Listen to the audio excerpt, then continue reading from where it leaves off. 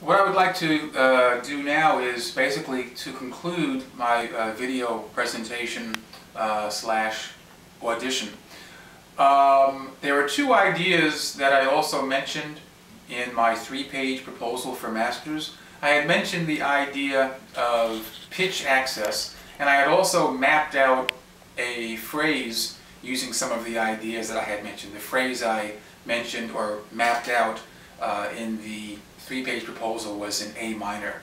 I just want to stick with G minor for a moment as a target key, a target note, and just mention a bit about pitch access, or pitch axis, I should say.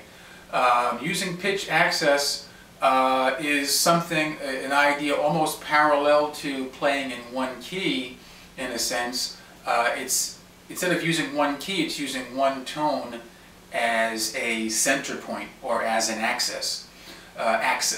So, for example, I'd like to start just on the note G again and play the 7 modes, scale modes, using G as a pitch axis. So we can use the G major scale, the G Dorian scale, the G Phrygian scale, the G Lydian scale, G Mixolydian scale,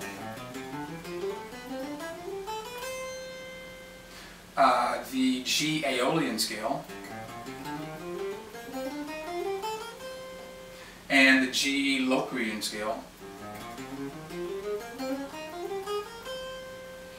Now I just simply ascended the scales, but to use these scales and use pitch access, it's important to, for example, focus on, let's say, the 3 minor scales derived from that pitch, which would be the Dorian mode, the Phrygian mode, and the Aeolian mode. There's also the Locrian mode, which I would treat as a different case because of the particular tones and what is expressed with Locrian. So thinking in terms of minor ideas, Dorian, Phrygian, and Aeolian gives us a lot to work with. To very quickly bring out the essence of those 3 different modes, I go back to another idea which I've been mentioning thoroughly in the first part of my video presentation, which is minor 7th arpeggios.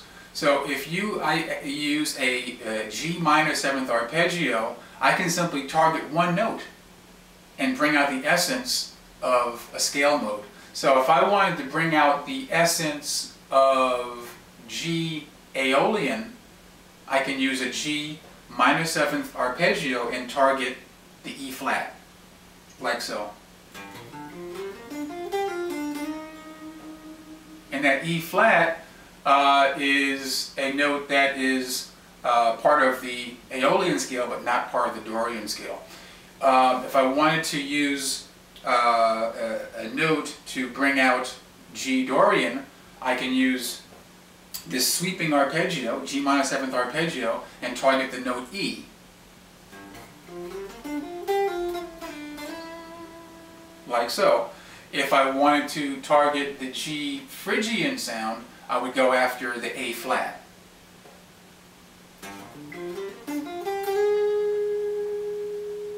Which gives us more of a Phrygian sound. So to use a scale or to get the feeling of a scale, you don't have to play up and down scales, because that is not really, I mean, that's for practice, and scale work and scale practice is very important. But if you want to bring out the essence of a mode, you go after one particular target note. So I just thought I would touch a bit on pitch access, which is what one of the ideas I mentioned in my proposal. The last thing I want to do in closing is very simply, in free time, is simply go over the phrase that I mapped out in my 3-page proposal. And that phrase started with a minor 7th arpeggio. I mentioned the paradiddle, which is a drum rudiment, and that used or converted onto the guitar simply with using the fingers in place of, for example, the hands as a drummer would play. I wanted to use the paradiddle, which has the pattern, a left hand leading paradiddle has the pattern left, right, left, left. For example, the drummer would play left, right, left, left. I could do the same thing on the guitar, left, right, left, left. So the second part of that phrase from the three-page proposal uses the idea of a paradiddle. Then I also went back to the Dorian scale. I used a grace note, the note C, as a grace note, setting up the note B.